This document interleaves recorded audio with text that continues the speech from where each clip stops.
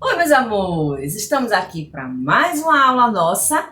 Hoje nós vamos dar continuidade ainda sobre substantivo. Nós vamos ver hoje o gênero do substantivo. Então, material na mão, apostos e com atenção. Venham comigo.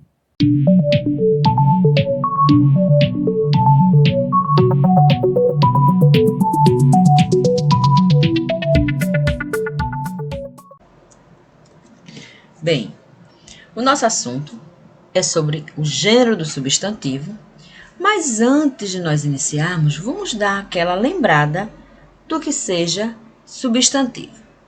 Vamos lá.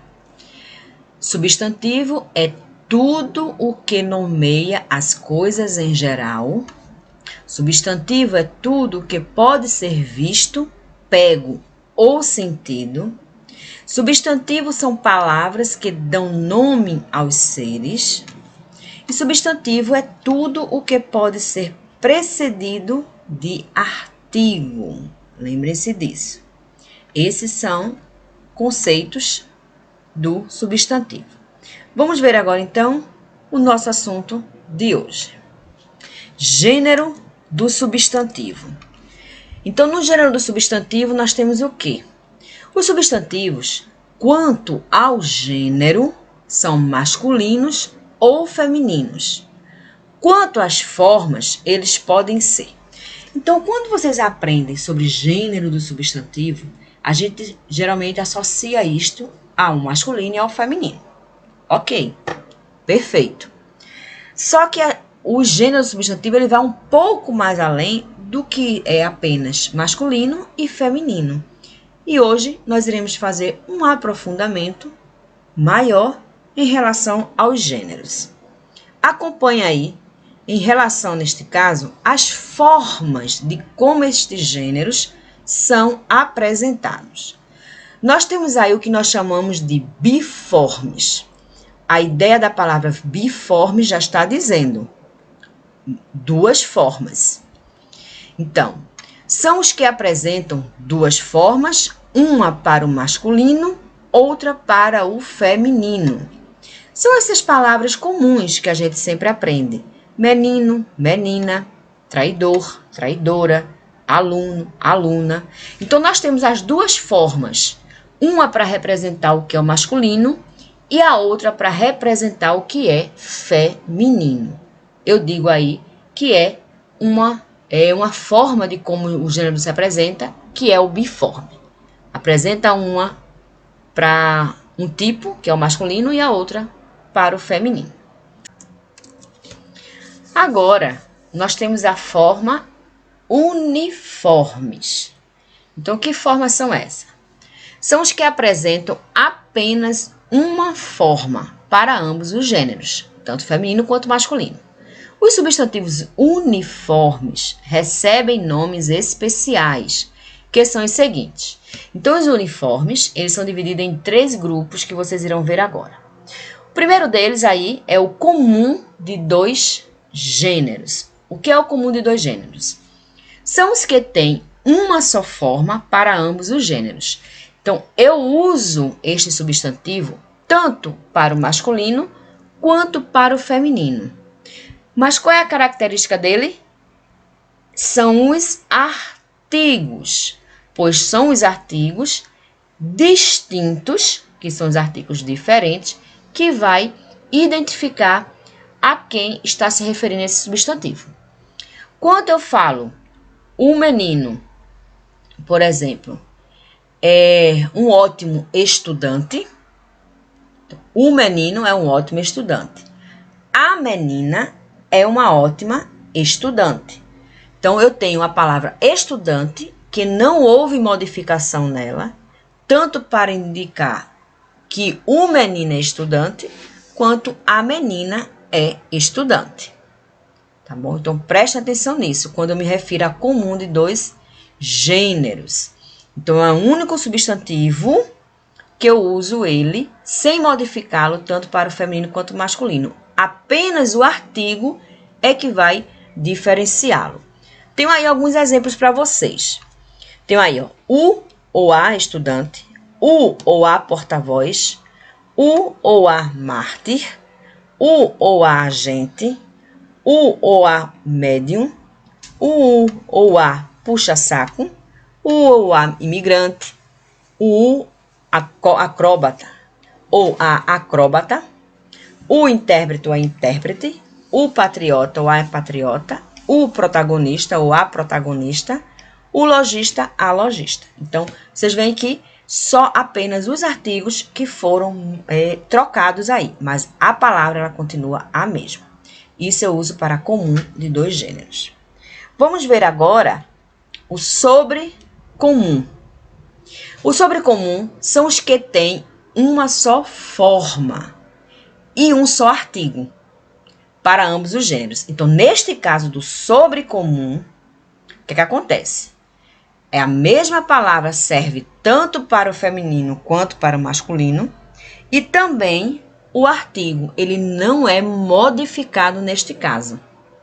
No sobrecomum. Lembram do comum de 2 gêneros? O substantivo permanece, o artigo é trocado. Já no sobrecomum, permanece o artigo, ele não troca, e permanece o substantivo, que também não tem alteração. Vamos ver aí alguns exemplos. O cônjuge, o indivíduo, a vítima, o cadáver, a criança, o apóstolo, o animal, a personagem, o carrasco, o monstro, a boia fria, a criatura. Por exemplo, a palavra comum, o animal. Quando eu vou me referir ao animal, tanto para o masculino quanto para o feminino, eu não digo o animal ou a animal. Eu não digo o criança ou a criança. Não. Quando eu vou me referir a este gênero, eu uso a criança, tanto para o masculino quanto para o feminino. Veja alguns exemplos que eu trouxe aí para vocês. De frases. A criança está com um belo vestido. Então, eu sei que essa criança aí, eu estou me referindo a uma o quê? A uma menina do sexo feminino. Mas se eu disser a criança que nasceu irá se chamar Luiz, eu estou me referindo a uma criança do sexo masculino. Então, observe que o artigo não mudou e a palavra criança permaneceu.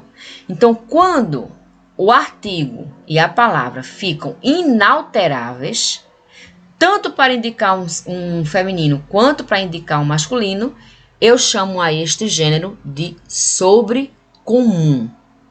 Lembre-se disso. A mesma coisa aqui. Ele é um monstro, ela é um monstro. Tô percebendo aqui, ó, masculino, feminino.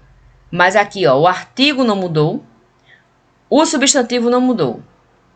O artigo não mudou, o substantivo também não mudou. Permaneceu ambos para o masculino e para o feminino. Então, prestem bem atenção nisso. O nosso último gênero, último tipo de gênero, é o epiceno. Esse é bem simples. São os que têm uma só forma e um só artigo, também o artigo não se altera, para ambos os gêneros de certos animais, acrescentando as palavras macho e fêmea para se distinguir o sexo do animal. Então, o que é que a gente tem no epiceno? O epiceno já é uma forma de gênero utilizada para animais. Aí, nós temos o emprego do epiceno. Um exemplo, eu não digo a girafa e eu não digo o girafa. Eu não falo o escorpião ou a escorpiã. Não existe este tipo de gênero para empregar nesses tipos de animais. Então, não são todos os animais não, tá, gente? Existem animais que têm, que aí no caso ele é biforme.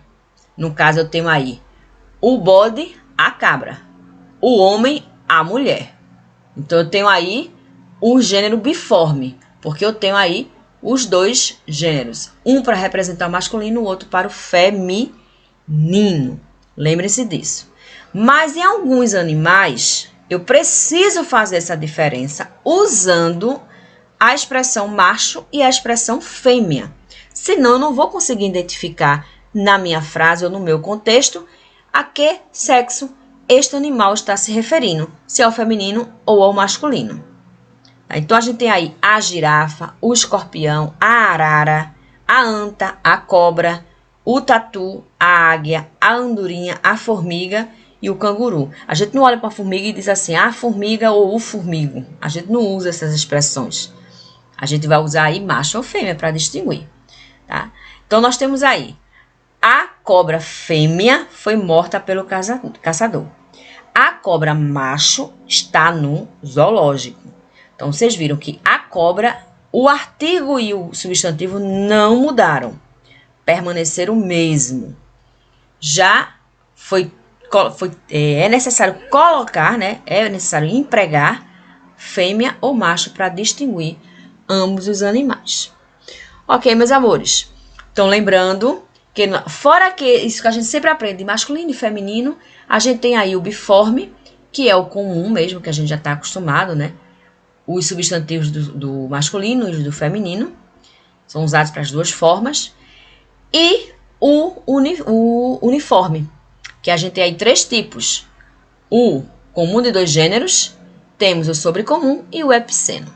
Prestem bem atenção a estes empregos de gêneros do substantivo.